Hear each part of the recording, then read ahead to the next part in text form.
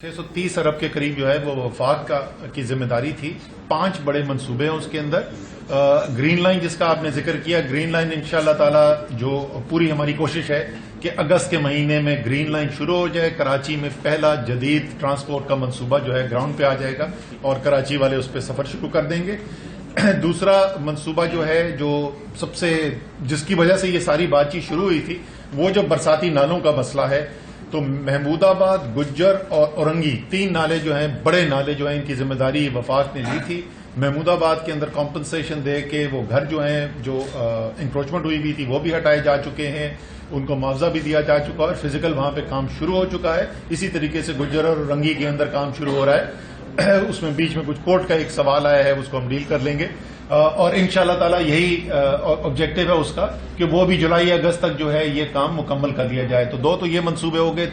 अगले 2 मंसूबे जो हैं वो रेलवेज की जिम्मेदारी है। एक कराची फ्रेट कॉरिडोर है। आपको पता है कि 2 मसाइल हमें हो रहे हैं। एक तो पोर्ट के ऊपर बैकलॉग क्रिएट हो जाता है, डिमरेजेस देने पड़ते हैं हमारे जो कारोबार करते हैं, जो इंपोर्ट्स करते हैं, तो उसको क्लियर करने के लिए, और दूसरा शहर के अंदर से एक बहुत बड़ी जो फ्रेट की ट्रैफिक जाती है, कंटेनर्स जाते हैं, इन दोनों प्रॉब्लम्स को डील करने के लिए एक पैरेलल लाइन डाली जा रही है। कराची पोर्ट से वो पिपरी तक जाएगी। उसके ऊपर कंसल्टेंट अवार्ड हो गया था, डिजाइन का काम शुरू हो चुका है और इस वक्त इनिशियल सॉफ्ट मार्केटिंग का काम जो है उसको शुरू करने वाले हैं। इंशाअल्लाह ताला इसी साल के अंदर उस मंसूबे के ऊपर बिडिंग भी हो जाएगी। बल्कि मैं तो कराची के बिजनेसमैन से बोलूंगा, खास तौर पे, दुनिया के बिजनेसमैन सभी कर सकते हैं, लेकिन खास तौर पे कराची के बिजनेसमैन से कहूंगा कि उसके अंदर जरूर शिरकत करें, क्योंकि ये बीओटी की बुनियाद के ऊपर किया जाएगा। प्राइवेट सेक्टर चलाएगा इसको, रेलवेज नहीं। और दूसरा मंसूबा जो है वो तो खैर हम जो कराची में रहते रहे हैं वो पिछले 30 साल से उसकी बात सुनते रहे। कराची सर्कुलर रेलवे, कभी ज्यादा काम हो जाता है, कभी कम हो जाता है। वो मंसूबा जो है उसका भी कंसल्टेंट अवार्ड हो गया है, डिजाइन बन गया है और तेजी से उसके ऊपर भी काम किया जा रहा है और इंशाअल्लाह ताला इसी साल के अंदर उसके ऊपर भी बिडिंग होगी। और फाइनली ये 30 साल से जिस मंसूबे की हम बातें सुनते थे, वो इस साल जो है उसके ऊपर काम शुरू हो जाएगा। ये भी बीओटी में करना है, ये भी बीओटी में करना है, ये भी प्राइवेट सेक्टर पार्टिसिपेशन से करना है। आखिरी मंसूबा जैसे आपने कहा K4 था। K4 के ऊपर जो है वो एक्सचेंज जो हो चुका है, सिंध हुकूमत के पास था। सही आप कह रहे हैं, वो रुक चुका था, प्रोजेक्ट 2-3 साल से रुका हुआ था। वापडा के पास अब वो जिम्मेदारी दी गई है। वापडा उसकी री इंजीनियरिंग के काम इस वक्त कर रहा है और उस मंसूबे के ऊपर उम्मीद है कि second half of the year के अंदर काम हो जाएगा, क्योंकि ये सारे जो वफाक ने लिए थे सवाई इन बरसाती नालों के, बाकी जो प्रोजेक्ट्स थे वो बड़े नौयत के प्रोजेक्ट थे।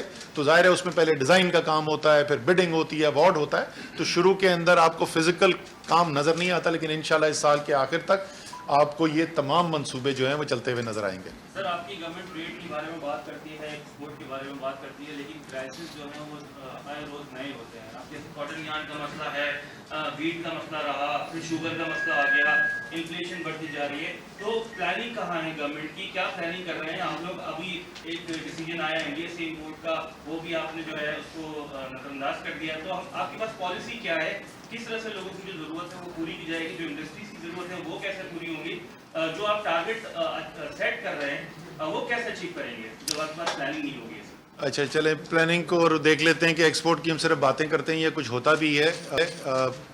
पिछले शायद 10 या 11 साल के बाद पहली दफ़ा है कि 6 महीने लगातार $2 अरब महीना से ज़्यादा की एक्सपोर्ट हुई है। ये बातें नहीं है, ये डॉलर हैं जो मुल्क के अंदर आए हैं। सरकार ने नहीं कमाए, पाकिस्तान के बिजनेसमैन ने कमाए हैं, पाकिस्तान के एक्सपोर्टर ने कमाए हैं।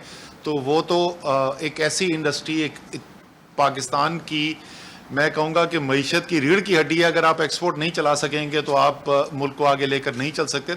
एशिया के अंदर तमाम वो ममालिक जिन्होंने तेज़ी से तरक्की की है, उन्होंने अपनी एक्सपोर्ट्स के अंदर इजाफा किया है। और ये ऐसी चीज़ थी जहाँ 5 साल बाद जब मुस्लिम लीग नून की हुकूमत ख़त्म हुई तो उससे एक्सपोर्ट्स कम थी जो उससे 5 साल पहले थी। यहाँ पर आपको बढ़ती हुई सामने ऑलरेडी नज़र आ रही हैं। तो ये अब कयास आराई नहीं है, ये तो हो चुका है। जो आपने उसके अलावा प्लानिंग की बात की, फैसिलिटेशन के लिए कराची की अगर मैं ख़ास तौर पे बात करूं, बहुत बड़ा मसला जो है वो बिजली का मसला है। बिजली के मसले के ऊपर पिछली गर्मियों के अंदर मैंने आके कराची के अंदर ऐलान किया था कि हम अगली गर्मियों से पहले कम से कम जो है 900 मेगावाट इजाफी बिजली सप्लाई करेंगे कराची को, जिसमें से कुछ हिस्सा जो है वो यहीं पे के इलेक्ट्रिक का नया प्रोजेक्ट लगना था और कुछ जो है बाकी पाकिस्तान से कनेक्ट करके हमने एनटीडीसी के सिस्टम से बिजली सप्लाई करनी थी। تو آپ مجھے خوشی ہے اس بات کی کہ آپ انشاءاللہ تعالیٰ 900 نہیں 1000 میگا واٹ سے زیادہ سسٹم کے اندر ہوں گے. 450 میگا واٹ کا یونٹ کے الیکٹرک کا آن سٹریم آ رہا ہے, انشاءاللہ مئی کے مہینے میں آ جائے گا, اور 600 میگا واٹ سے زیادہ ہم این ٹی ڈی سی کے اندر کیپیسٹی کریٹ کر رہے ہیں آنے کے لیے. سو یہ میں ان چیزوں کی بات کر رہا ہوں جو یا ہو گئی ہیں یا اگلے مہینے کے اندر آپ کو نظر آ جائیں گی. فیوچر کے اندر میں آپ کو پہلے بتا چکا ہوں, پھر کراچی کی نسبت سے 2100 میگا واٹ کا 3 سال کے اندر ہم بجلی کی سپلائی کا اضافہ کرنے جا رہے ہیں. 2750 سے زیادہ سسٹین نہیں ہو رہا تھا پچھلے سال, وہاں سے ہم اس کو تقریباً 5000 پہ لے جانے والے ہیں. تو بہت ساری چیزیں جو اسی طریقے سے آپ انڈسٹری بڑی صنعتوں کو دیکھیں, اس وقت بڑی صنعتوں کے اندر جو اضافہ ہو رہا ہے ہمارا پچھلے سال کی نسبت, وہ ڈبل ڈیجٹ گروتھ ہو رہی ہے. کسی مہینے میں 12% زیادہ, کسی مہینے میں 13% زیادہ, حالانکہ بڑی صنعتوں کے اضافہ سلو ہوا تھا. سیمنٹ کے ریکارڈ ڈسپیچ ہو رہے ہیں, اپنی گاڑیوں کی ریکارڈ پروڈکشن ہو رہی ہے.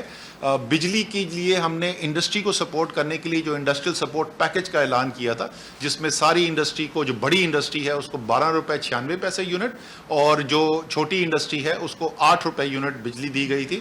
اس کی وجہ سے الحمدللہ آپ کو مجھے خوشی ہے بتاتے ہوئے کہ پچھلے ماہ کے اندر جو کنزمپشن ہوئی ہے, بجلی کی کھپت ہوئی ہے, وہ 15% زیادہ تھی بنسبت اسی مہینے کے پچھلے سال کے. سو وہ ظاہر ہے انڈسٹری چل رہی ہے, بڑھ رہی ہے, اس لیے آپ کو یہ نظر آ رہا ہے. ایکسپورٹ بھی بڑھتے ہوئے نظر آ رہی ہے, لارج اسکیل مینوفیکچرنگ بھی بڑھتے ہوئے نظر آ رہی ہے. ابھی اور بہت بہتری کی گنجائش ہے, اور اس لیے میں یہاں پر آیا ہوں, کیونکہ وہ سب بہتری جو کرنی ہے اس کے لیے حکومت صرف ایک فیسیلیٹیشن کا کردار ادا کر سکتی ہے. سینٹر فارورڈ تو یہ لوگ ہیں, یہ مجھے کہہ رہے تھے سینٹر فارورڈ, اصل سینٹر فارورڈ تو یہ لوگ, پاکستان کی معیشت کے سینٹر فارورڈ تو یہاں بیٹھے ہوئے اس ٹیبل کے پاس. میں کاٹن یارڈ شوگر میں آپ کو بتا دیتا ہوں, وزیر اعظم صاحب نے اس کے اوپر بڑا واضح فیصلہ کر لیا ہے. دیکھیں جو ہمارا مسئلہ ہے یہ ٹریڈ کا انڈیا کے ساتھ, وہ معیشت کی بنیاد پہ نہیں ہوا تھا, وہ ایک اصولی فیصلہ تھا جو انہوں نے کشمیر کے ساتھ کیا. وہ عالمی جو قوانین ہیں اس کی بھی خلاف ورزی تھی, اور کشمیریوں کے ساتھ جو ظلم چل رہا تھا اس کو ایک نئے لیول پر لے کر چلے گئے. پورے ایک انہوں نے علاقے کو ایک جیل کے اندر کنورٹ کر کے رکھ دیا. اتنا بڑا ظلم اگر آپ کے پاس ہو رہا ہو تو آپ اس سے صرف نظر نہیں کر سکتے. اس لیے وزیر اعظم نے کہا ہے کہ وہ تو ہم نہیں کریں گے, لیکن ساتھ ہی انہوں نے ہدایات اپنی معیشت کی ٹیم کو یہ دی ہیں کہ آپ الٹرنیٹ لے کے آئیں.